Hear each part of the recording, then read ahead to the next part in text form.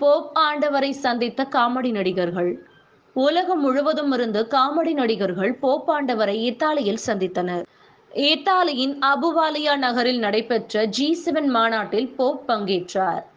அப்போது அங்கு பொழுதுபோக்கு நிகழ்ச்சிக்காக வந்திருந்த நூற்றுக்கணக்கான புகழ்பெற்ற காமெடி நடிகர்கள் போப்பை தனிப்பட்ட முறையில் சந்தித்து வாழ்த்து பெற்றனர். அப்பொழுது அவர்களுடன் போப் பிரான்சிஸ் ஜோக் அடித்து மகிழ்ந்த வீடியோ இணையத்தில் வைரலாகி வருகிறது.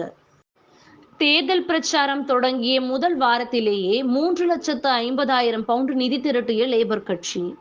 பிரிட்டன் தேர்தல் பிரச்சாரம் தொடங்கிய முதல் வாரத்திலேயே எதிர்க்கட்சியான லேபர் கட்சி 3,50,000 பவுண்டு நிதி திரட்டியுள்ளது. கடந்த வாரத்தில் கன்சர்வேட்டிவ் கட்சி திரட்டிய நிதியை காட்டிலும் இது அதிகமாகும். ஒட்டுமொத்தமாக லேபர் கட்சி இதுவரை 9,26,000 பவுண்டு நிதி திரட்டியிருக்கிறது.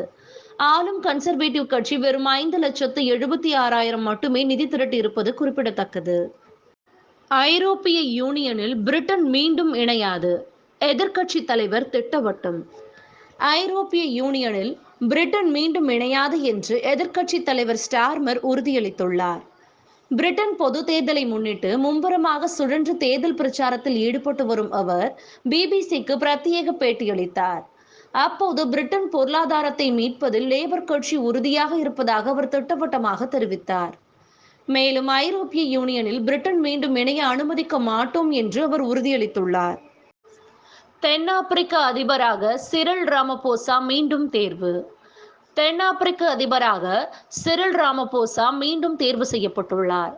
கடந்த வாரம் அங்கு நடைபெற்ற பொது தேர்தலில் யாருக்கும் பெரும்பான்மை கிடைக்கவில்லை.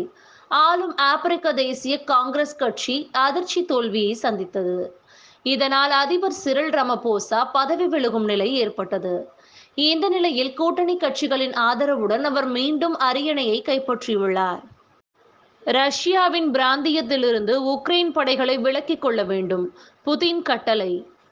உக்ரைனிடமிருந்து ரஷ்யா ஆக்கிரமித்த பகுதிகளில் நிலைநிறுத்தப்பட்டுள்ள தங்களது இராணுவ வீரர்களை அந்த நாடு திரும்ப பெற வேண்டுமென ரஷ்ய அதிபர் புதின் கட்டளை விடுத்துள்ளார்.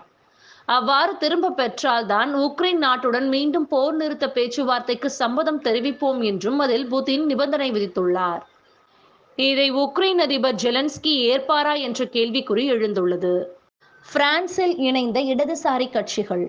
பிரான்சில் இடதுசாரி கட்சிகள் ஒருங்கிணைந்த தேர்தலை சந்திக்க முடிவு செய்திருக்கின்றன. பிரான்ஸ் நாடாளுமன்றத்திற்கு முன்கூட்டியே தேர்தல் நடைபெறும் என அதிபர் அறிவித்துள்ளார். எனவே இந்த தேர்தலை தங்களுக்குள் ஒற்றுமையாக சந்திப்போம் என இடதுசாரி கட்சிகள் முடிவு செய்திருக்கின்றன. ஐரோப்பிய நாடாளுமன்ற தேர்தலில் பிரான்ஸ் நாட்டுக்கு பின்னடைவு ஏற்பட்டதால் அங்கு பொது தேர்தலை முன்கூட்டியே நடத்துவதற்கு பிரான்ஸ் அதிபர் இமானுவேல் மேக்ரான் முடிவு செய்தது குறிப்பிடத்தக்கது. பொதுவெளியில் தோன்றினார் வேல்ஸ் இளவரசி. வேல்ஸ் இளவரசி கேட் பொதுவெளியில் தோன்றி பொதுமக்களை பரவசத்தில் ஆழ்த்தியுள்ளார்.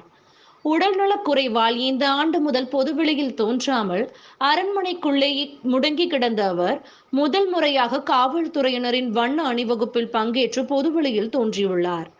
பக்கிங்காம் அரண்மனை பால்கனியில் இருந்தவாறு அவர் பொதுமக்களை நோக்கி கையை அசைத்தது அனைவரையும் இன்ப அதிர்ச்சியில் ஆழ்த்தியது. இளவரசி கேட் தற்பொழுது கீமோதெரபி சிகிச்சை மேற்கொண்டு வருவதாக தகவல் வெளியாகி இருக்கிறது.